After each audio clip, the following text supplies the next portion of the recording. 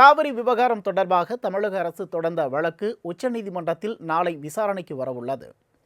காவிரி நீர் விவகாரத்தில் கர்நாடக உரிய நீரை திறந்து விடவில்லை என கூறி தமிழக அரசு உச்சநீதிமன்றத்தில் கூடுதல் பிரமாண பத்திரம் தாக்கல் செய்துள்ளது. அதில் காவிரி நீர் மேலாண்மை ஆணையம் கடந்த 12ஆம் தேதி முதல் வரும் 27ஆம் தேதி வரை தினமும் 12,000 கனஅடி நீரை கர்நாடகா திறக்க உத்தரவிட்டது. ஆனால் நிலுவையில் உள்ள நீர் அளவையும் கருத்தில் கொண்டு கடந்த 12ஆம் தேதி முதல் வரும் 31ஆம் தேதி வரை மொத்தம் 36.635 டிஎம்சி, அதாவது சுமார் 37 டிஎம்சி நீரை கர்நாடகா திறக்க உத்தரவிட வேண்டும் என தமிழக அரசு கோரியுள்ளது. முன்னதாக கடந்த ஜூலை 30ஆம் தேதி காவிரி நீர் மேலாண்மை ஆணையம் பிறப்பித்த உத்தரவையும் கர்நாடகா முறையாக பின்பற்றவில்லை என தமிழக அரசு குற்றம் சாட்டி மனு தாக்கல் செய்தது. இந்த மனுவிற்கு எதிராக கர்நாடக அரசு பதில் மனு தாக்கல் செய்துள்ள நிலையில் தமிழகம் கூடுதல் பிரமாண பத்திரம் ஒன்றையும் கடந்த 12ஆம் தேதி தாக்கல் செய்துள்ளது. மேலும் கர்நாடகாவின் நீர்த்தேக்கங்களில் நீர்வரத்து மற்றும் வெளியேற்றத்தை தொடர்ந்து கண்காணித்து உரிய நீரை தமிழகத்திற்கு திறக்க கர்நாடகாவுக்கு உத்தரவிட வேண்டும் என்றும் தமிழக அரசு வலியுறுத்தியுள்ளது. இந்த வழக்கு உச்சநீதிமன்றத்தில் நாளை விசாரணைக்கு வரவுள்ளது.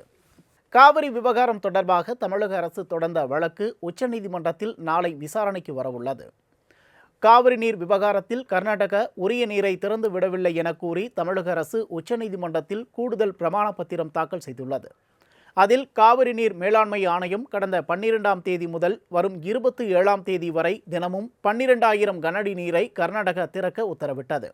ஆனால் நிலுவையில் உள்ள நீர் அளவையும் கருத்தில் கொண்டு கடந்த 12ஆம் தேதி முதல் வரும் 31ஆம் தேதி வரை மொத்தம் 36.635 டிஎம்சி, அதாவது சுமார் 37 டிஎம்சி நீரை கர்நாடகா திறக்க உத்தரவிட வேண்டும் என தமிழக அரசு கோரியுள்ளது. முன்னதாக கடந்த ஜூலை 30ஆம் தேதி காவிரி நீர் மேலாண்மை ஆணையம் பிறப்பித்த உத்தரவையும் கர்நாடகா முறையாக பின்பற்றவில்லை என தமிழக அரசு குற்றம் சாட்டி மனு தாக்கல் செய்தது.